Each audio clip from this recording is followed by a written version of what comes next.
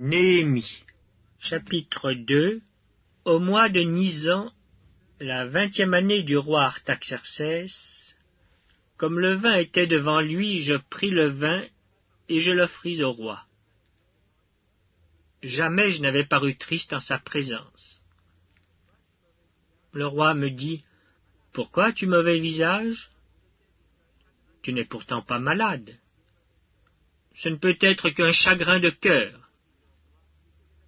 Je fus saisi d'une grande crainte et je répondis au roi, « Que le roi vive éternellement.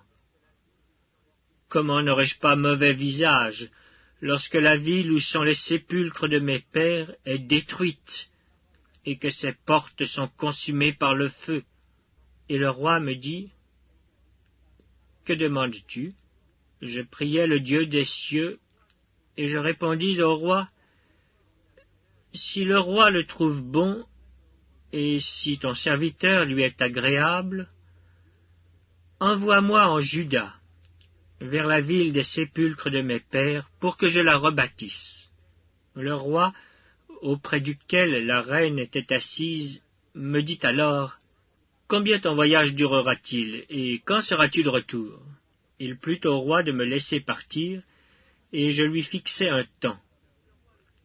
Puis je dis au roi, « Si le roi le trouve bon, qu'on me donne des lettres pour les gouverneurs de l'autre côté du fleuve, afin qu'ils me laissent passer et entrer en Juda, et une lettre pour Asaph, garde forestier du roi, afin qu'il me fournisse du bois de charpente pour les portes de la citadelle, près de la maison, pour la muraille de la ville et pour la maison que j'occuperai. » Le roi me donna ces lettres, car la bonne main de mon Dieu était sur moi.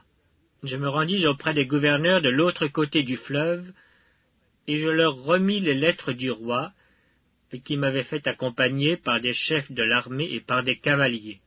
Sambala le Horonite et Tobija le serviteur ammonite, l'ayant appris, eurent un grand déplaisir de ce qu'il venait un homme pour chercher le bien des enfants d'Israël.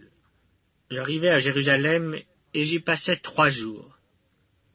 Après quoi je me levai pendant la nuit avec quelques hommes, sans avoir dit à personne ce que mon Dieu m'avait mis au cœur de faire pour Jérusalem.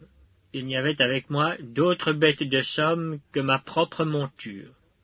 Je sortis de nuit par la porte de la vallée, et je me dirigeai contre la source du Dragon et vers la porte du Fumier, considérant les murailles en ruine de Jérusalem et réfléchissant à ces portes consumées par le feu. Je passai près de la porte de la source et de l'étang du roi, et il n'y avait point de place par où pût passer la bête qui était sous moi. Je montai de nuit par le torrent, et je considérai encore la muraille. Puis je rentrai par la porte de la vallée, et je fus ainsi de retour. Les magistrats ignoraient où j'étais allé, et ce que je faisais. Jusqu'à ce moment, je n'avais rien dit aux Juifs, ni aux sacrificateurs, ni aux grands, ni aux magistrats, ni à aucun de ceux qui s'occupaient des affaires. Je leur dis alors, « Vous voyez le malheureux état où nous sommes.